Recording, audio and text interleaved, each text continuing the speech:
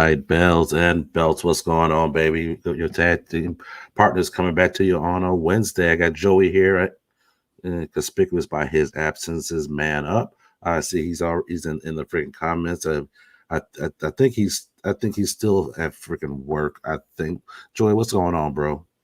Yeah, I'm sure he is at work. I'm sure he's actually starting to live there, and the man cave may very well be at Mm. his job now because the lines are blurring between from the land of nowhere. Yeah, lines are blurring between work and home as he is Are we never. are we a man down? It damn sure looks like that, don't it? So Ooh, it's a good play on words. Yes. yeah, very good playing words. So yeah, man, that should be joining us momentarily. Old head, good evening. Um, so yeah, so we're gonna. Oh, he replied, "I'll be there in 20 minutes or so." So He said yeah, that 10 minutes ago. Keep in mind, and now he said it again. So, so we will see as to when he will freaking get here. But yeah, coming back to you all on a Wednesday. We're back at it with another top 10 in the year of 1993. Joey. yeah, 1993 is very interesting. This was an interesting time in the WWF, WCW, and beyond. A lot of tag teams heating up here. A lot of different tag team, newer tag teams that we'd see form up in various companies here. So Right. it's definitely an interesting time for tag team wrestling. Exactly. And I'm sure we're going to get into about some tag teams, cross promotional type stuff as well. So we'll definitely look into that as well as the show go on. We're counting down from 10 all the way down to 1. You guys know how we do here at Bells and Belts. So we started at 10, count down to 1. Go ahead and drop it in the comments. Thank everybody for tuning in this week. All right. So without further ado, Joy, we'll go ahead and get started with you. With top 10. All right, my number 10 is a tag team that made their debut in WCW that year. We're still pretty green tag team at Mm-hmm. this time. I'm talking about the Harlem Heat. Mm-hmm. Kane and Cole. Kane and Cole, exactly. Yeah. They weren't Booker T and Stevie Ray just yet. Yeah, this was an interesting time here. These guys working in Global Wrestling Federation. Part of Yes. this is the Ebony Experience. Yeah. That they would get the big offer from WCW come up, and we'd start seeing them on TV. They were mixed in, teaming up with Sid Vicious Mm-hmm. during this time too. Real interesting stuff. They Yeah. weren't where we would get to know them yet. They weren't quite Right. world tag No. team championship material in 1993 quite yet. Not yet. But nonetheless, them debuting and doing the things that they did definitely made a lasting impression with me. Absolutely, absolutely. Yeah, and yeah, you mentioned GWF. When that one first debuted, I thought I'll be honest, I thought like this was like a some kind of hybrid off of USWA, but then I found like USWA stopped doing the shows in the Sportatorium where GWF mostly did their shows. So Yeah. So GWF, boy, that was a freaking that was a freaking gem as well. So, yeah.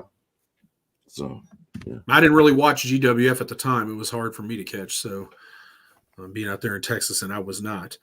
So, I didn't really have access to it very much. But yeah, my first time seeing these guys was debuting as Harlem Heat. Yeah. I saw a couple of their matches in GWF as the Ebony Experience. So, it was like we would get a couple tape shows here and there. Yeah. From the GWF. So, yeah, good deal. All right, so we'll go ahead and move. Excuse me. And I apologize everybody for my voice tonight. Like I'm still trying to get over whatever this I've been having the last couple of days. It's freaking crazy, man. Mucinex to go ahead and do the job it's supposed to do. Yeah, exactly. But man up at number 10, he has the Bushwhackers. Okay, man up, like in the Bushwhackers at number 10. Okay. Okay. All right, good deal. All right, give me a second. All right, so one to me at number 10.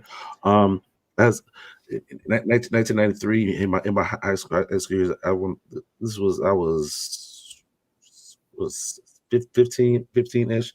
These guys did debut. They were a rap. They had a manager wrap it to the ring. They had a contract. The tag team partners had a contrast of appearances, a contrast of styles and whatnot.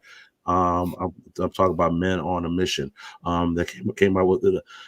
I looking back at it now, back at it now, it kind of it had that positive kind of vibe and whatnot. It kind of put me in the mind of what the New Day would wind up doing 20 some years later, and whatnot. In regards to that positive vibe thing that they have. Big Mabel and Mo with Oscar as their manager. It, the bright that bright neon colors. If that ain't 90s, I don't know what is, Joey. Some big ass overalls. My God damn. Crazy, man. So, yeah. I've been in some locker rooms with Mabel. He's the only guy I've ever seen in a locker room had to sit on 2 folding chairs because he's so Jesus. That's crazy. All right, let's go out here and see where we're at. So Platinum Source, he got Pretty Wonderful. Still a Fandorf at this time. Absolutely. Spoiler alert. We're going. Wait. 93. Okay. Yeah. The very end of 93, right? Yeah. Is when we got. Mm-hmm. Mm-hmm. All right. Mm-hmm. All right. Generic Jobber, welcome to the party. Jurassic Powers, IWGP Tag Team Champions, Hercules Hernandez and Scott Norton. On paper, just hearing those 2 names, 2 big powerhouses. Seeing a visual of them as massive as both of them were. Jesus Christ, man. Exactly, man. And they beat the Hellraisers for the belts, I believe. Mm-hmm. Absolutely. Scary ass dudes together. Exactly. Platinum Source, don't be nitpicking my picks, Joey. He's already getting at you.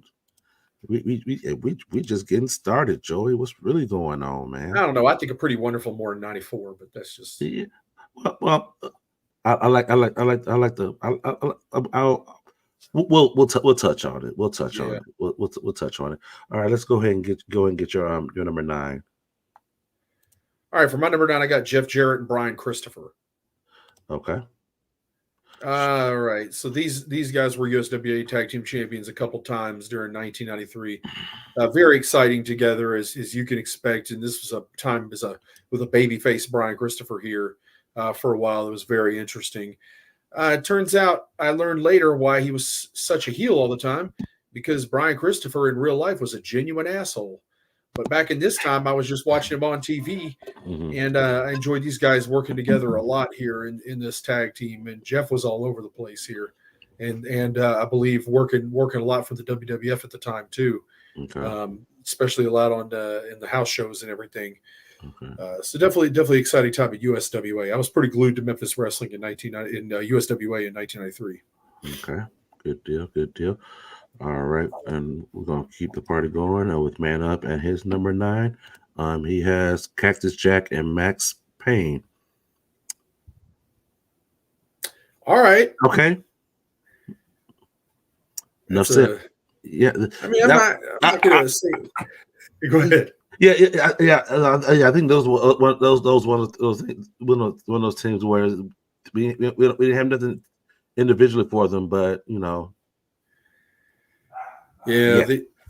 And then I think this was a tag team for a while, and then Cactus Jack won the World Tag Belts with Kevin Sullivan. Because they just could not get behind these guys to actually win the belts, but. I never saw. I'm sorry, Max Payne, Man Mountain Rock, whatever. I never saw anything real good out of him. Exactly. So, absolutely. All right. So at number 9, this one was for Man Up, because I know it's one of his favorites, and I got the Nasty Boys. With their 2 wins as WCW Tag Team Champions. They competed in the tournament over in Japan towards the end of the year as well. So and couple with Missy Hyatt. So they were prominent in the tag team scene in WCW in 1993. So I got the Nasty Boys. Wow. Hey, I will say this. Uh-huh. Oh, dang. Where's it? Oh, somebody pointed out that they thought Brian Knobbs was playing drums for Jelly Roll at SummerSlam. Ooh. Damn. It was not him, but it was apparently not he had him. a pretty nasty mullet, just like oh God. Hey man, the Nasty Boys were Bebop and Rocksteady long before the AOP was. Days. Long before. All right, let's check. We got Platinum Swords. He said he got men on a mission never to miss a meal. Bruh. Damn. Hey man, hey, mom. I'm just saying, man. I'm just saying, hey, I don't miss a meal either, man. Shoot, hey, food is delicious. Hey, I'll tell you this. I got in the wrestling business in 1998, and sure enough, the very first show I ever worked was in a town called Greenwood, Mississippi, and and let me tell you who was on this show. The main event was Jake the Snake Roberts against Wildfire Tommy Rich. They had King Mabel against the One Man Gang, and Tommy Rogers wrestled Greg the Hammer Valentine. So it's like you couldn't really beat that kind of card in 1998 on the Indies. Oh, you can't. And sure enough, I got invited to Shoney's afterwards, and that is the first time I went with Mabel out to eat. And God Almighty, walking through that Shoney's door, I never seen somebody's eyes get so daggum big than the people seeing him come through the door headed to that buffet. Okay, did you low-key keep count how many times he went back? It was so long ago I couldn't tell you. Oh, but look, and there was a time later after he was back working the Indies after his run as Viscera, and we went to a Shoney's with him and Rikishi. Now, if you managed a breakfast buffet and you saw Rikishi and Mabel coming through the door, damn, you start getting upset. All they're doing is they're seeing that money going out the window. Like these two dudes coming through the door look like they finna shut the thing down.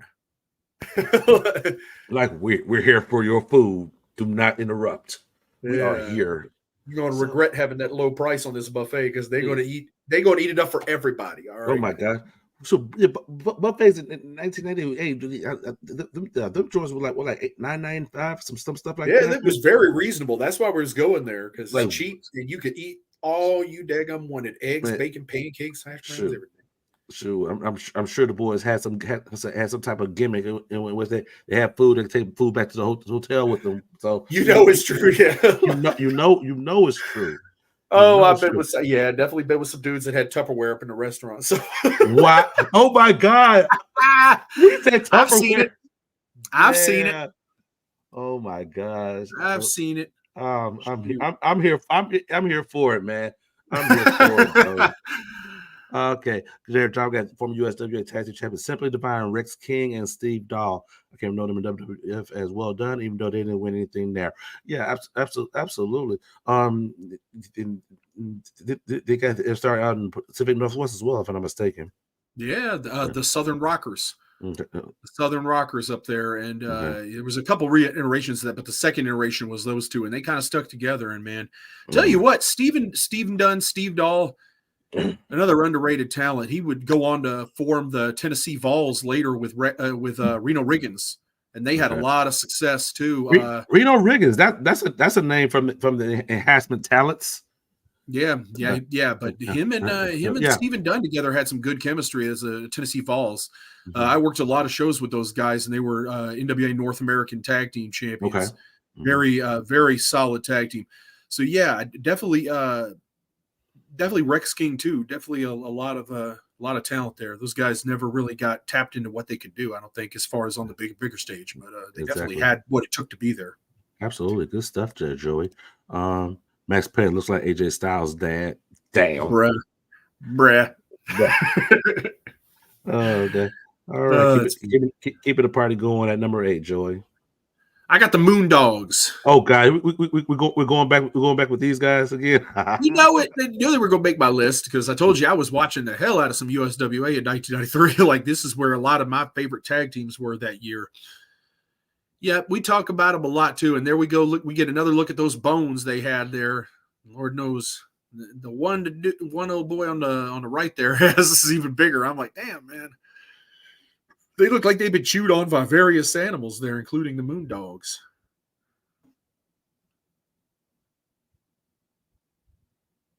Wait a minute. I can't hear you. I think I muted myself. My bad. Okay. Okay. Yeah. Oh, yeah. I was like, did we ever find out from yesterday about the big dogs about the big old boats? Oh, never mind. Shoot, that was freaking last week. All right, man up at number 8. He has the head shrinkers / on SWAT team. No, there wasn't no Samoan SWAT team by this time. No, was it 94 when the Barbarian joined? Some 94, I believe. Was it 93 or 94? I don't remember. Yeah, one of those years. Somewhere around that time, yeah. The Barbarian came in, and then he and Fatu started wearing boots, which is weird for the head shrinkers. Yeah. They was working a game where they couldn't go up to the top rope with boots on and whatnot. I guess trying to make them more civilized, I guess. Just probably because the Barbarian didn't want to wear boots. What did they call him, Sione or something like that? Sione. Yes, it's like right, like everybody didn't know that was the Barbarian. Come on, man. Exactly. Okay. And number 8, I got Kane and Cole as well. Yeah. They were. It's like so they got him on the scene. Yeah, they really patched him up with Sid. And it was part of that War Games match. Yeah. That War Games match featuring the Shockmaster. Man, they got in the mix pretty quick there. Yeah. Mm-hmm. So attached him to some of the biggest heels in the company. Yeah. Get that rub. So that was actually pretty smart. They were a cry from what they were eventually going to become, but this definitely like laid the foundation for what was to come. All right. At number no, let me go to the comments real quick. All right. General Josh said the Moondogs ruled the USW Tag Team Division in 1993. It really did. Mm-hmm. So absolutely okay. All right, and I got Public Enemy. They barely made my list. Yeah, Public Enemy. I'm thinking that he's talking about in ECW. It was funny one of the comments that we had got. In preparation for the show as to why we didn't have ECW in the graphic. Well, like at that point, ECW really didn't. Their tag team division wasn't really prominent. It just really wasn't. So, and there wasn't that much room in the graphic. Some couldn't. I mean, you can't put everything in there. I'm just saying. Jeez, where do you want us to put it? Oh my gosh! So yeah, all right, and they got the All Japan Pro Wrestling World Tag Team Champs, the Holy Demon Army. All right, I'm going to Kawada and. All right, I need to phonetically.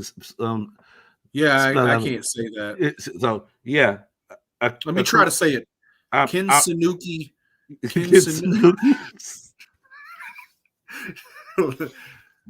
Oh gosh! As we await generic jobbers, phonetics plan. Where's man? We need him to pronounce it exactly. Where is wait? Generic jobber is here. Yeah. Right. He's missed here, him. I missed him for a second there. Where's he at? Yeah, he's here. I'm sure he's commented. Yeah. So the last comment. Well, that was his comment. That's right. That was his comment. I was getting confused there for a minute. That's my bad. Yeah. So as we wait, of generic jobbers phonetically spelling of their name, pronunciation of the name, we're keep it going with your number 7, Joy. Oh yeah, where's my list? Hang on. Yeah. All right. I had the Horsemen, Arn Anderson and Paul Roma. I like these guys together. Yeah, we've had talks about Arn Anderson and Paul Roma, man. Yeah. Yeah. Okay. What was so? I don't get it. I don't know. I was never a freaking component of freaking Roma in being in the freaking Horseman. I just wasn't, man. No, at the time, I didn't think anything about it. To me, it was no more worse than the other guys that would get in. I mean, they put freaking Mongo McMichael in there, and he who shall not be named. I didn't really think any of it. I didn't think. Okay, I'm going to go ahead and say it. I didn't think putting the juniors from Japan in the Horseman was the smartest idea either. But they did that. Mm-hmm. The Horseman wasn't a home for junior heavyweights, was it? Even a junior heavyweight that was on so much damn anabolic chicken it fried his brain. Yeah. I mean, I never liked Roma as a Horseman. He was better in Power and Glory. He was better and pretty wonderful, but I'm not going to say he. I mean, yeah. I like. Yeah. So I'm sure we're gonna talk about Pretty Wonderful. As was it? I mean, I'm just going to say I didn't think it was that bad. They ended the Hollywood Blondes reign, but in a match that Austin wasn't in, right? Or was it Pillman that wasn't in it? I can't remember. Regal took one. I think Regal took Pillman's place. Right. Well, exactly. So. And then they lost him to the Horseman there, and they had a brief run with the belts. Mm-hmm. Yeah. Anyway. All right. I thought it was cool when I was 13. Okay. Sure. Absolutely. Yeah. I that's why it's top 10 favorites. Is that breaking down their historical place in the realm of the 1993 tag team. So spoiler, when you see my next one, boy, if you like that one, you're gonna be really pissed off at me. All right. All right, man up at number 7. He has High Energy. I guess they went against Money that week on Wrestling Challenge. Yeah, man, that was a hard job right there, boy. I tell you. Oh my, yeah, jeez. Good. Okay. All right. I'm gonna come. Like, we got our pronunciation, so we'll come back to that after I do my number 7. Which is they came into the year as the Unified World Tag Team Champions. They got Steamboat and Douglas. So and this is coming off the coming off of them having a great feud with the freaking Hollywood Blondes. Like I said last week, the first WCW live event that I went to featured them. The Steamboat and Douglas going up against the Hollywood Blondes. I think they had one tag team match at the beginning of the show. Then they came back and they had a 6-man tag as well. Wow. I want to say it was Steamboat Douglas and Dustin Rhodes, if I'm not mistaken, going against the Blondes. I forgot who they had. I might have to go back and see it, but yeah, yes, I was still all over Steamboat and Douglas at this time, man. So him and the Blondes had some great freaking chemistry, and you say his name, and there he appears. What's going on, man? Oh man, sorry I'm late, everybody. I do apologize. I'm here. That's all I can say. Is all you can say. Good, man. Perfect timing, because we I left my notes at work. Sorry. No worries. But here you go. You're right on time. We need you for Japanese translation. So here you go. Welcome to the show. Akira Tayu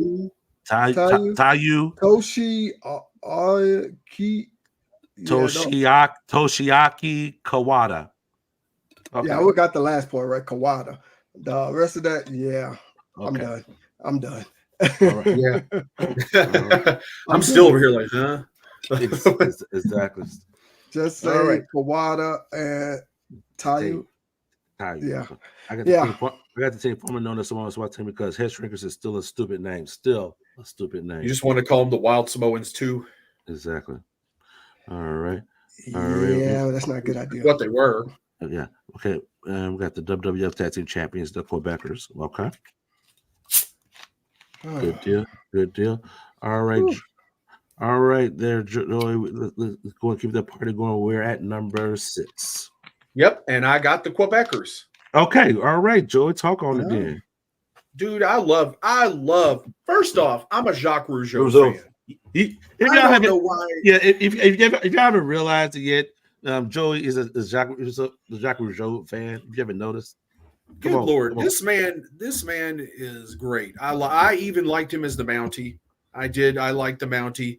This was him kind of bringing back that character to a degree, but not calling it the Mountie. Yeah, and then having his tag team partner Pierre, that is still the current TNA Digital Media Champion, PCO, to this day. This is in 1993. People, soak that in. Like, he was a WWF Tag Team Champion, and now in 2024, he's the TNA Digital Media Champion, literally wrecking his body. I'm like, I don't even know. He really is not human. I don't know how that is possible. But in 1993, I loved when this team came out here, and then we would see one of my all-time favorites, Johnny Polo, join them as the manager and led them to the WWF Tag Team titles there, taking them off the Steiner Brothers.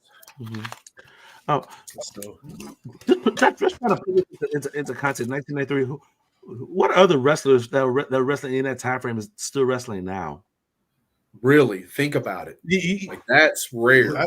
Let's think on there. Let's regroup at the end of the show. Well, not before we sing the theme song. We're not the Mounties. No. Oh man! Come on, everybody out there in the audience, you know you love it. I can only name one, and I'm not sure if he was wrestling in '93. I'm gonna say close to it though. Billy Gunn. Good point. Good point. He was there in '93, right? Yeah, he was. Okay. Smoking Guns. Yeah. Okay. Yeah. I had to think that about when they debuted, I think. Yeah. Speaking of that. Exactly. All right, man. Let's get you in here at number 6. All right. Once again, everybody, I apologize. I'm late. I left my notes at work, so it is what it is. All right, go ahead. Yeah.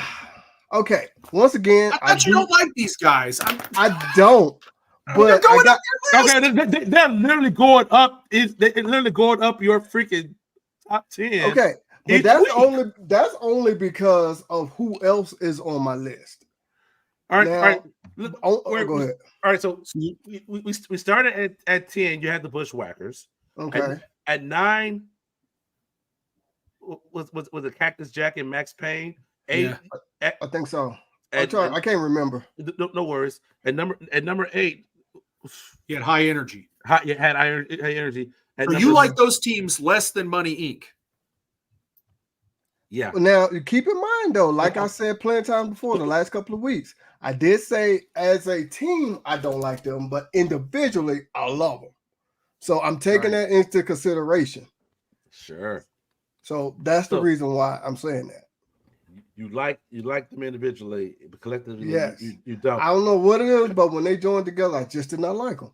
Now, I will say Jimmy Hart was with him. You love Jimmy Hart now. Come on. Oh, of course, yeah, I love Jimmy Hart. Yes, yes. Maybe that's what it is. I love Jimmy Hart.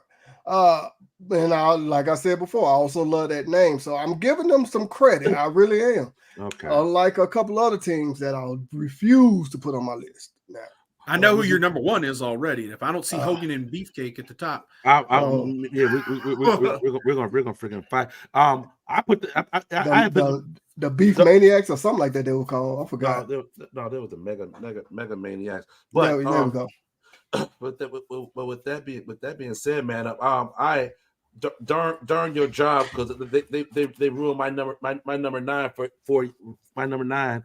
I want you here when I put the Nasty Boys over and put them on my list just for you, just for you, and you weren't here for it. Damn you!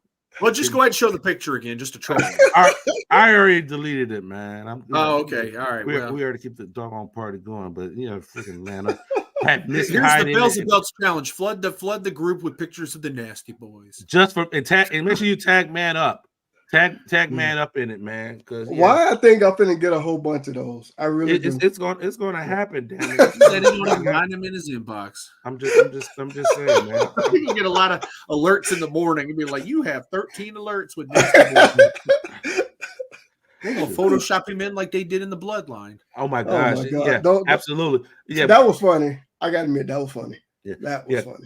Exactly. So yeah, as many Nasty Boy pictures as y'all can find, individual posts, just a tag man up because why? Because he deserves it. He absolutely deserves it. At number 6 for me, I got this version of the Heavenly Bodies.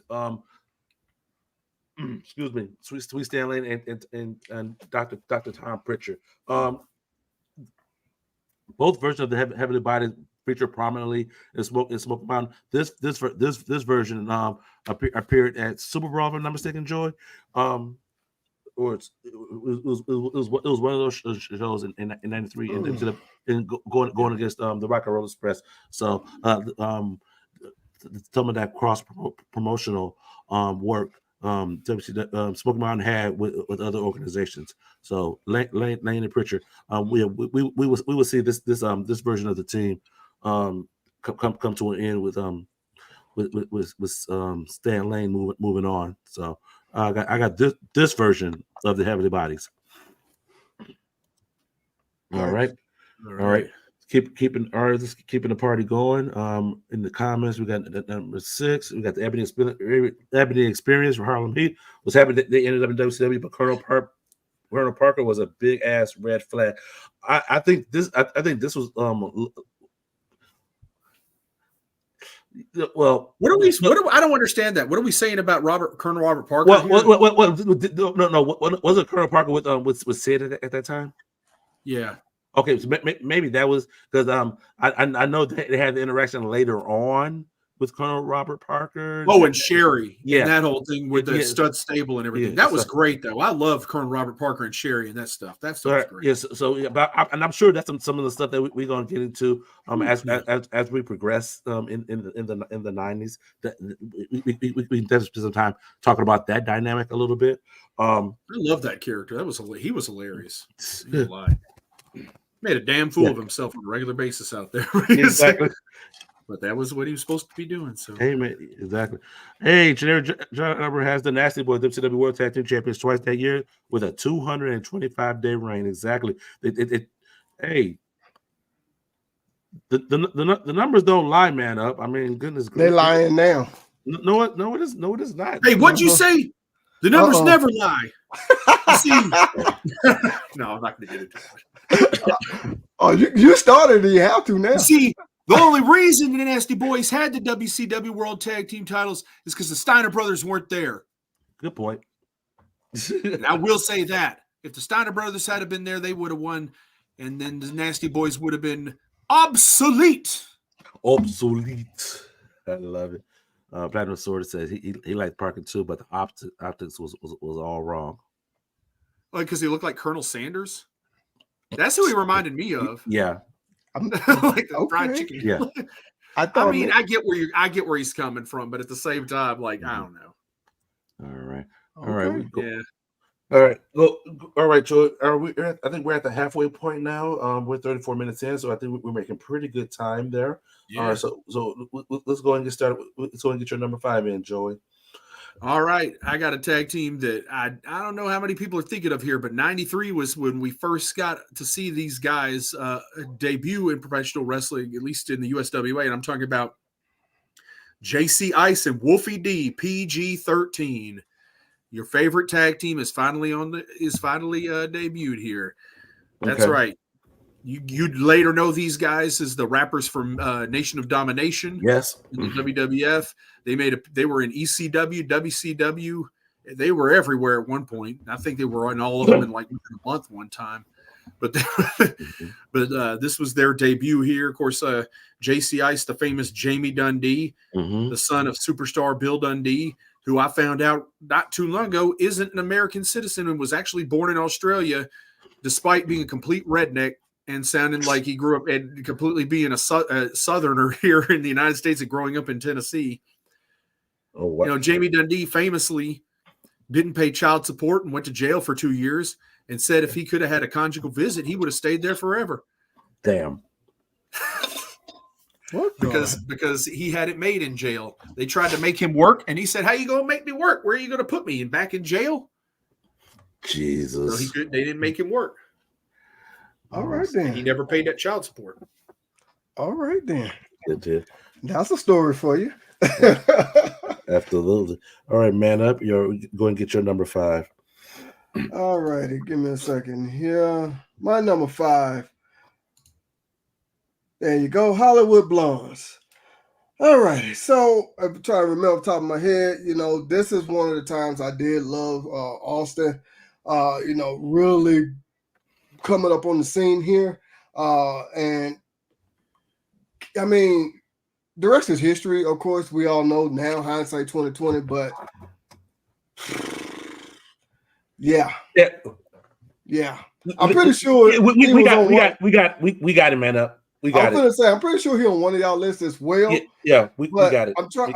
Oh my goodness, we got it. Well, let me tell you something, man up. When you talk about the Hollywood Blondes, you need to put more respect on the name.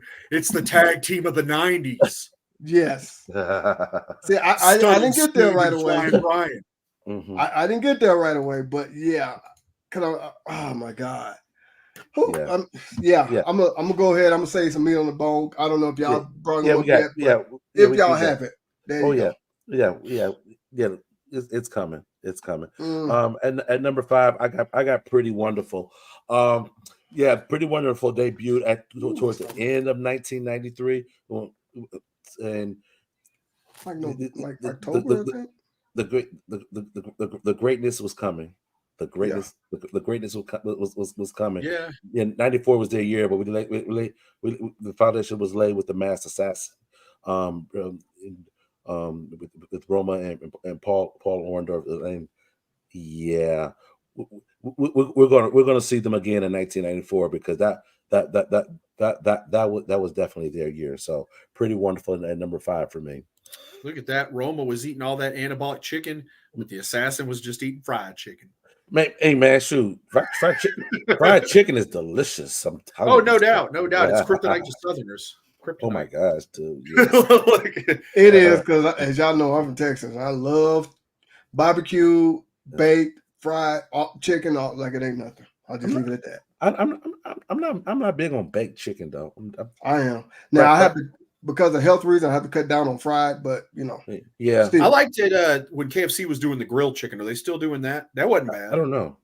It was still seasoned like KFC chicken. That's why it would still taste good. But I never was big on KFC. Low key KFC. If y'all have the KFC app or whatnot, on Tuesdays they have 8-piece fried chicken for $10 on Tuesdays. Damn. But, yeah, that's cheaper than groceries. Hell, dude, who you telling? 8 pieces of chicken. I can whip up some size, man. But dude, we can work with that. We can work with that. Like some mashed potatoes on real quick. Some mashed potatoes and gravy with some macaroni and cheese. Get that 8-piece. Hey, y'all, if y'all don't believe me, go to the KFC app. Tuesdays, 8-piece, $10. Well, at least I know that they have that here. So I just got to take a moment to think about macaroni and cheese with that KFC too. Yes, absolutely. Oh my God! All right, I'm getting hungry. I can't wait for next Tuesday. Exactly. I gotta go now. All right. The IWGP Tag Team Champions, the Hellraisers, Road Warrior Hawk and the Power Warrior. I'm saying in trouble not trying to pronounce his name. But then revisit last week. There you go, man. It's Sanuki with a sake. Exactly. Bruh. Really?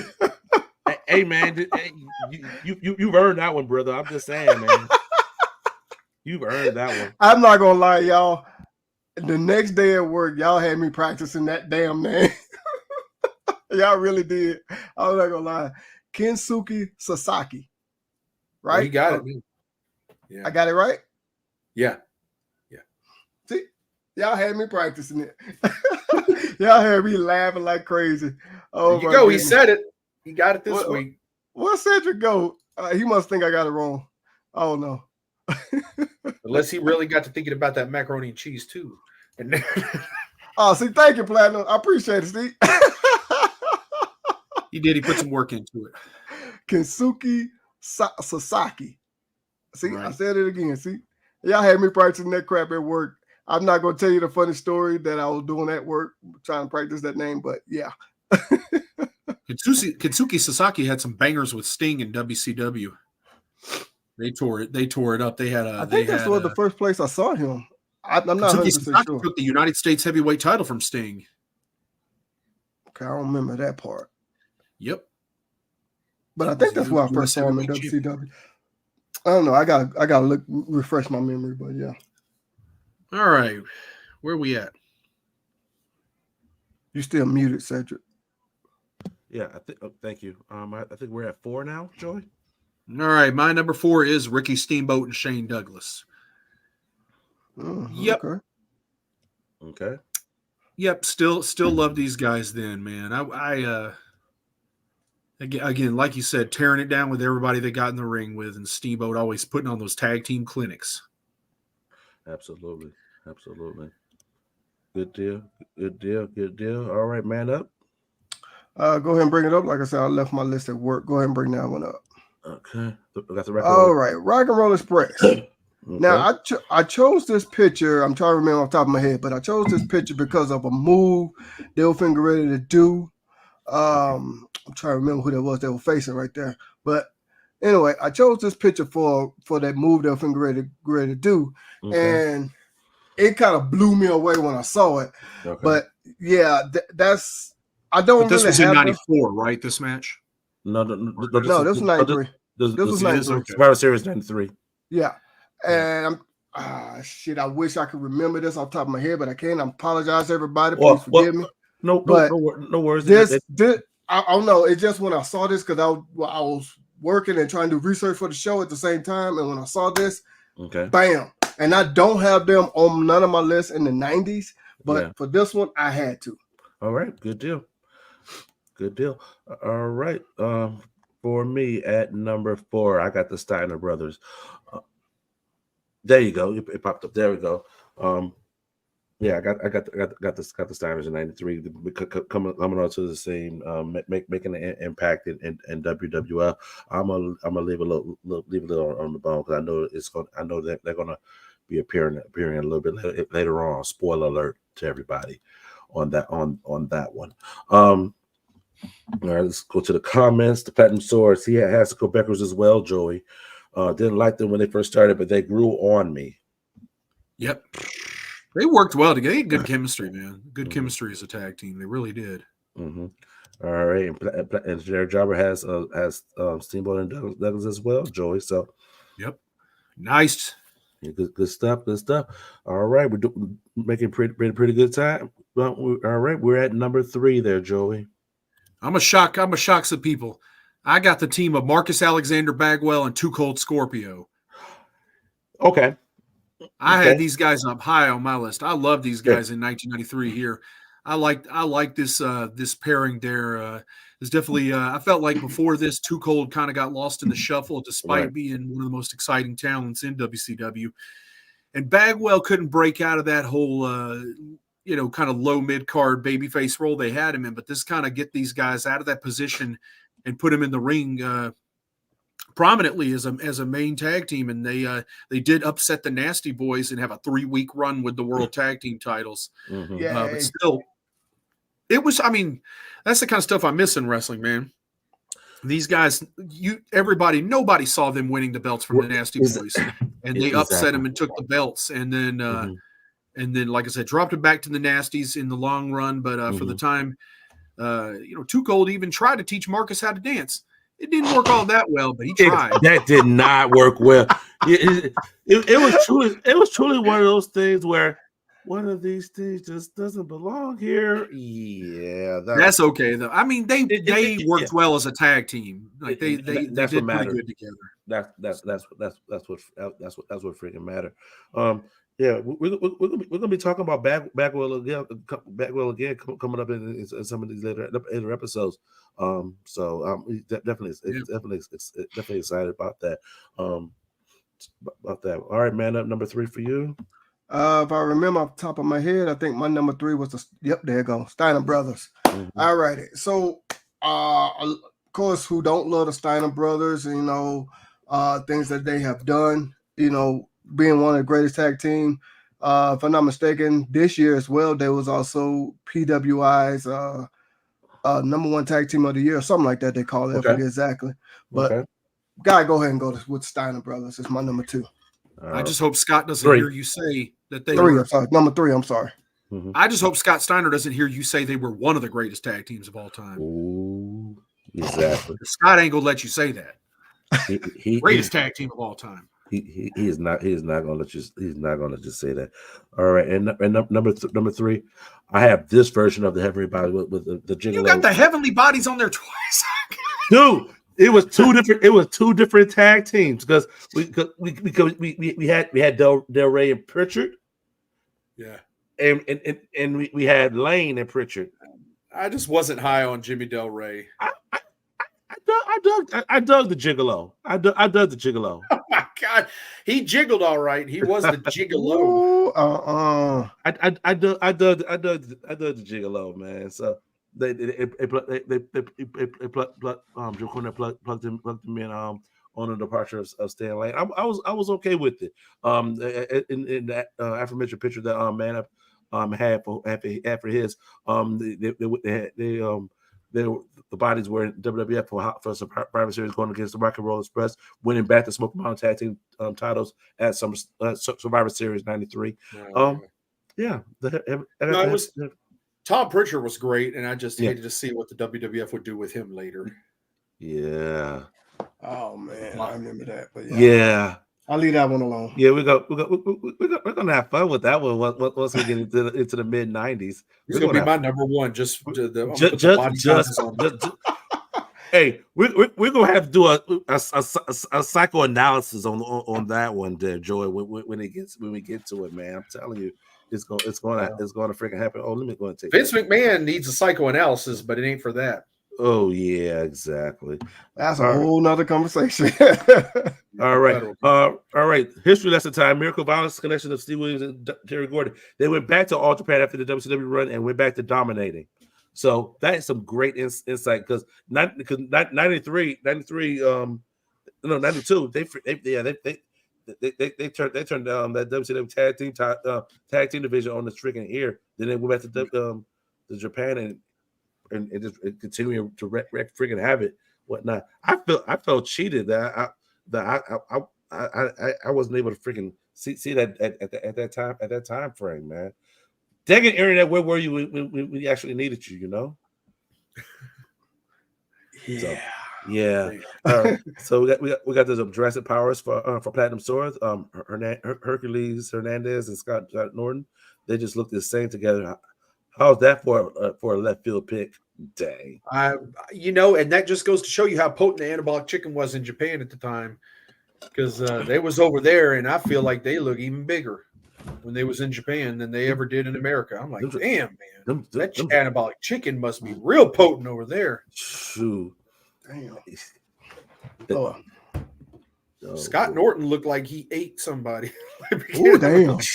Oh damn! It was both wide as trucks, man. Yeah, but you see the size of them traps, man. On both of them cats, man. I seen them. I seen them. It was crazy. I wouldn't. Yeah, never mind. Yeah, I seen them.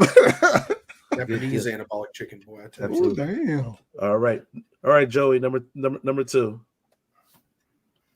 I got the Hollywood Blondes at number 2. They had to be up there, man. This was the tag team at this time right here. Stunning Steve and Flying Brian. I was there too. Until Colonel Robert Parker came in there and ruined the whole thing. What? When there, he had to tell Stunning Steve he was gonna take him to the top. But yeah, while these guys were running, man, this was amazing. I love that dynamic. We're gonna I got a question for you though. Mm.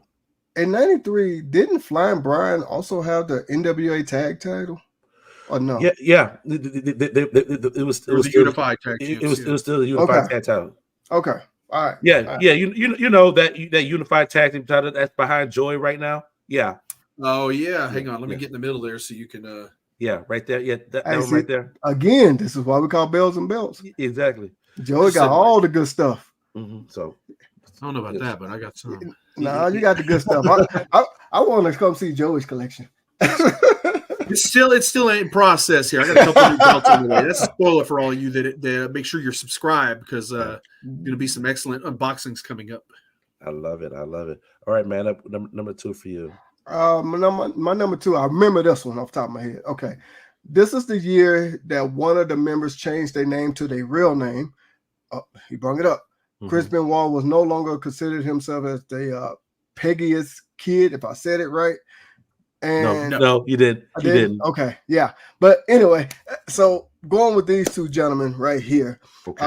Now they will. I know last week I said they was on the tag team for a few months. That's because Chris Benoit went to his real name, and that's why they was on the tag team for a few months. So I was trying to lead into that, if that makes sense. But yeah. But anyway, these two guys, again, I could not find a good enough picture. I found a picture that was literally this small, and if I blew it up, you would not be able to see it. So, gotta go with these two gentlemen. All right. I honestly, I had no idea that Dean Malenko even ever wrestled in New Japan. That's kind of shocking to me. I thought he was all Japan. Who that?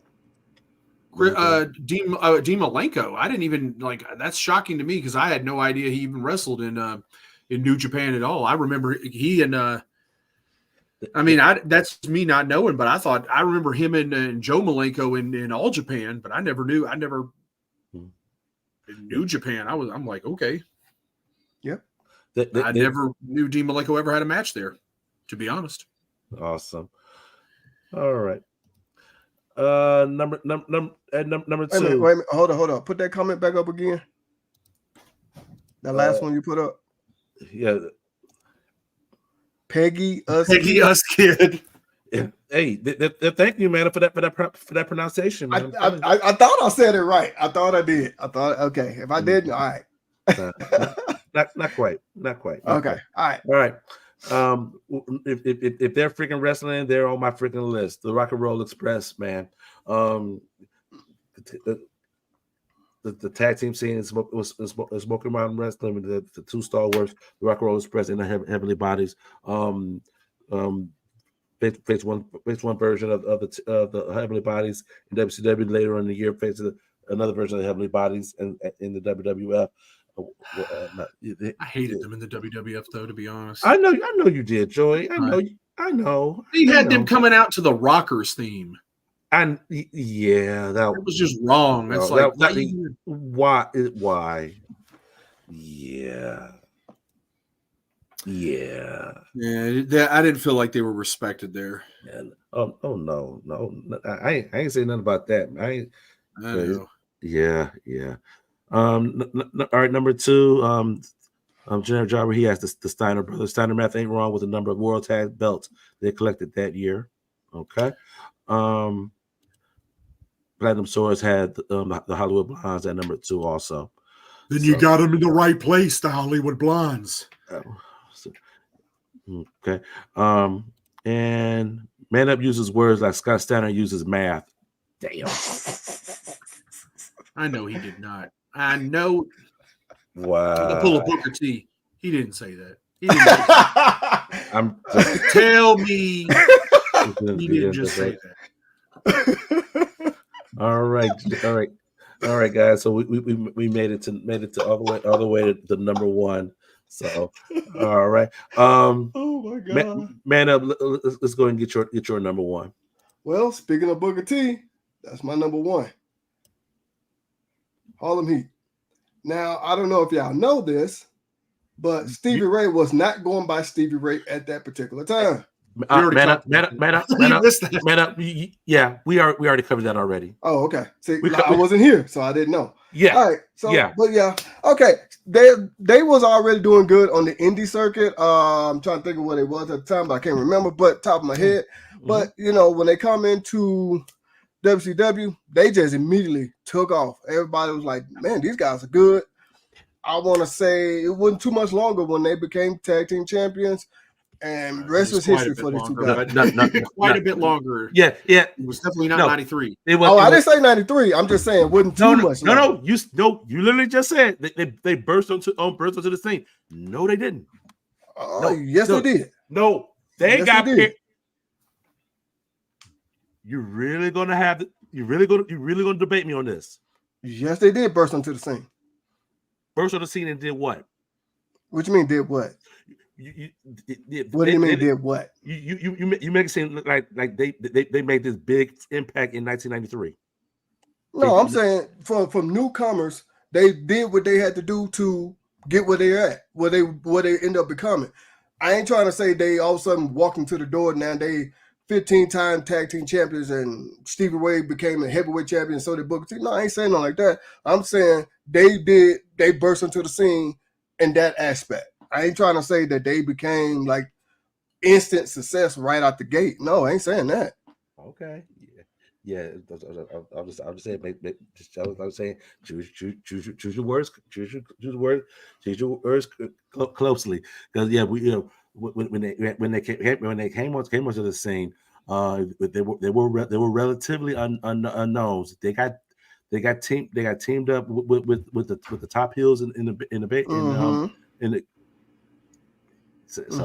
so they got the rub of working with the top heels in the company, and from there they progressed and whatnot. So they didn't come in and they didn't bust on the scene and were world beaters. It was definitely. I think you're taking what I'm saying out of context. What I'm saying is that for a lot of tag teams, especially these days, I know we're not talking about these days, but I'm just using this as an example. A lot of tag teams, they'll be jobbers and stuff like that for a minute until they get a name for themselves and then blow up. I think they passed the jobbers at first. I'm not saying they were main event. Don't get me wrong, but I'm saying they like skip ahead of the line a little bit to become great like quicker. That's what I'm trying to say. Let me put it like that. Gotcha, man up. That's what I'm saying. Gotcha, man up. Okay. I kind of feel like Harlem Heat took a backseat a lot and early on, and they put a lot of teams over. They were putting a lot of people over early on, and it wouldn't be until later in '94 before they really started climbing up. We're talking later on because of Lewis, as Hulk Hogan. Stevie Ray actually tells the story that it was Hulk Hogan that got the creative team to look at Harlem Heat more, and then that he kept feeling like they weren't doing anything with him, and that they had the focus on the wrong people. And Hogan, and according to Stevie Ray, Hogan's the one that told the bosses, that's your best tag team right there. That's who needs to be your champions. And then they started winning and getting up the card. In '93, those guys, let's be honest, the Harlem Heat were putting over a lot of people. They were not winning. Mm-hmm. So yeah, except against jobbers.